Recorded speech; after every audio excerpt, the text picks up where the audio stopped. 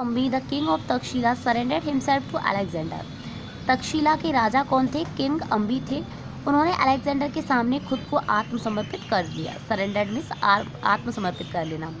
Surrendered आत्मसमर्पित means क्या होता है कि बिना किसी बैटल के या बिना किसी बातचीत के हम अपने आप को क्या कर लेते हैं, खुद की हार मान लेते हैं और उसके आगे अपनी हार को स्वीकार कर लेते हैं। तो ऐसे ही अलेक्जेंडर के सामने किंग अम्बी जो थे उन्होंने हार स्वीकार कर ली और अपना जो भी स्टेट था या जो भी रीज़न था वो किसको दे दिया, अलेक्जेंडर को दे दिया। अलेक्जेंडर के साथ उसने यानी कि शामिल हो गया। तो अलेक्जेंडर के सामने किंग अम्बी जो तक्षशिला के राजा थे उन्होंने क्या कर लिया, सरेंडर कर दिया। King Puru ruled over the region around the Jhelum and Chenab river.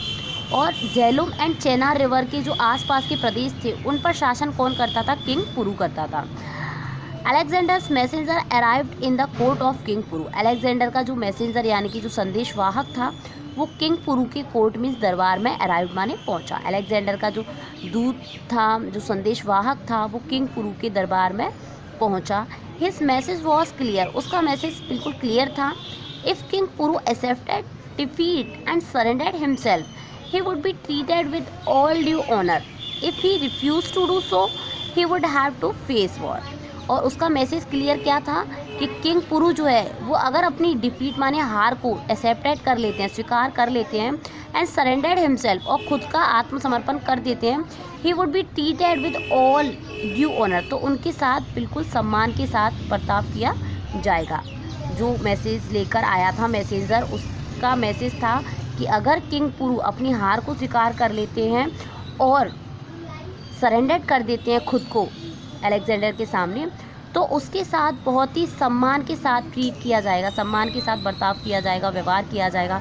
और अगर वो ऐसा करने से रिफ्यूज़ माने मना कर देते हैं, कैसा करने से कि वो खुद की हार नहीं मानेंगे, अपने आप को सरेंडर नहीं करेंगे, अगर ये सब करने से वो मना कर देते हैं तो उनको क्या करना पड़ेगा, वार माने युद्ध का सामना करना पड़ेगा। किसको सामना करना पड़ेगा? किंग पुरु को। Messenger said king Puru we are ready for war. King Puru ने मैसेंजर से कहा कि हम युद्ध के लिए तैयार हैं। किंग पुरु जो था उसने अपने आप को सरेंडर नहीं किया। तो किंग पुरु ने मैसेंजर से बोल दिया कि हम तो युद्ध करने के लिए तैयार हैं। King of Kaikayas said the messenger remember the empire are never defeated. Kaikayas किसके लिए आया है? कैकायास के राजा किंग पुरु ही है। यहाँ पर कैकायास ऑफ किंग मतलब किंग पुरु के बारे में ही बोला गया है। किंग पुरु जो है कैकायास के राजा है। तो कैकायास के राजा यानी कि जो किंग पुरु है उन्होंने मैसेंजर से कहा कि याद रखो the empires are never defeated, कि जो सम्राट होते हैं वो कभी भी हारते नहीं हैं। In the and they always win, और आखिर में वो जीतते हैं या आखिर में एंड में वो क्या होते हैं, हमेशा उनकी जीत होती है। You are taking up a great challenge. तुम क्या ले रहे हो? एक बड़ी चुनौती ले रही हो। किससे बोल दिया ये? किंग ऑफ कैकायास यानी कि किंग पुरु ने मैसेंजर से बोला कि तुम एक बड़ी चुनौती ले रहे हो और एम्पायर कभी भी हारते नहीं हैं, वो हमेशा क्या होते हैं, जीतते हैं। We are careless for victory और डिफीट। हमें हार या जीत की परवाह नहीं है। We prefer to die rather than surrender ourselves. हम तो मरने की बजाय सरेंडर करने की बजाय मरना ज़्यादा पसंद करेंगे। किसने बोल दिया? किंग पुरु ने बोला कि वी प्रिफेयर टू डाई, हम मरने के लिए तैयार हैं, रेदर देन सरेंडर आवरसेल्फ, खुद को आत्मसमर्पण करने की बजाय। फिर से देखेंगे, वी प्रिफेयर टू डाई, हम मरने के लिए प्रिफेयर माने तैयार है, रेदर देन माने बजाय, सरेंडर आवरसेल्फ, खुद को आत्मसमर्पण करने की बजाय। यानी कि जो कैकायास की राजा किंग पुरु है उन्होंने मैसेंजर से कहा कि हम युद्ध करने के लिए तैयार हैं और हमें हार या जीत की परवाह नहीं है, हम मरने के लिए भी तैयार हैं, पर लेकिन हम अपने आप को सरेंडर नहीं करेंगे। This was king Puru's reply. और ये किंग पुरु का क्या था?